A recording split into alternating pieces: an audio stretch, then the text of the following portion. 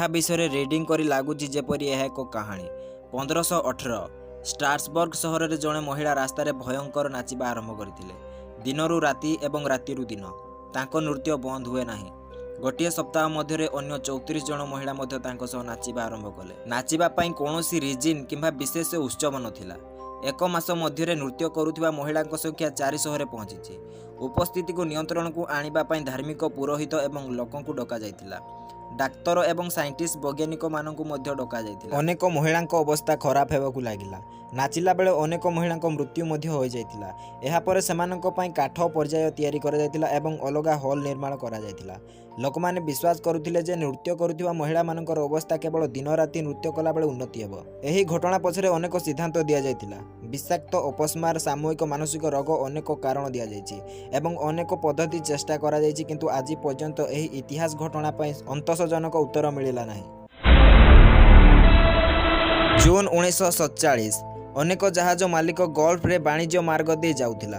तापर एक SOS वार्ता आसिला। जहाजर समस्त क्रू सदस्य मरीगले। संकेतर उत्सर्ग को चिन्ह निकटस्थ जहाज गुड़िक यह आड़क गले। निकटतम वाणिज जहाज सिल्वर स्टार संकेत आड़क द्रुत गति में पहुंचला। से औरंग मैदान में पहुंचवा मात्रे आश्चर्य हो जाते। कर्मचारी प्रत्येक सदस्य को हत्या करा जायतिला। सबुगुड़िक जहाज रे बिछा जायतिला। अनेक लोक आखि एपर्यंत खोला थिला एवं सेमानक मुहरे भय स्पष्ट देखा जाउतिला। जहाज रे थिबा कुकुरर मध्य मृत्यु घटिछि। तापमात्रा 180 डिग्री फारेनहाइट थिबा बेले क्रू सदस्य माने बॉयलर रूम रे सब निकट को आसीबा बेले अत्यधिक ठंडा अनुभव करथिले। आश्चर्यजनक कथा हैला जे कौनसी देहरे आघातर चिन्ह नाही। द सिल्वर स्टार क्रू सदस्य माने सेमानक जहाज को फेरिबा को स्थिर कले। एहा पूर्वरु डेक तळे धुआं बाहरिबा आरंभ कला। सेमाने कौनसी प्रकार एस औरंग मैदान रे विस्फोरण किछि सेकेंड पूर्वरु निज जहाज को फेरिबारे सफल होइतिले। किछि लोक एही दुर्घटना पछरे प्राकृतिक गैस रो क्लाउड गठन विषय उल्लेख करथिले। एथि सहित अधिकांश लोक एहा पछरे थिबा अलौकिक शक्ति को दायी करंती। डेथ भैली भली कुख्यात एही स्थान रे शह शह पत्थर उपस्थित।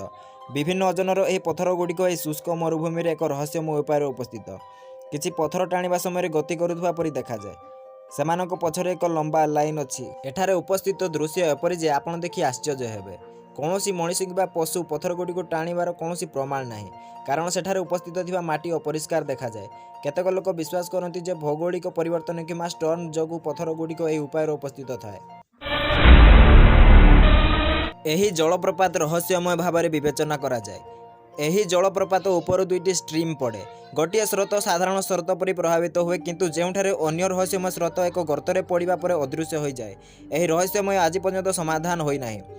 आश्चर्यर कथा हेउची नदीर अधा जल शैतानर एटेल नामक गर्तरे अवशेषित हुए। 2004 खनन समय प्रत्नतत्विद माने एक अद्भुत जिनिस पाइले। से एक पात्र रे 7 जोड़ा जोता पाइले। एही जोता गुड़िक बहुत भल अवस्था थिला। दुईटी जोड़ा जोता पिला मानक थिबा बेले अवशिष्ट वयस्क माने थिले। कुहा जाय जे 2000 वर्ष पूर्वे एही पात्रटी सुचिंतित भाव लुचि रहितिला।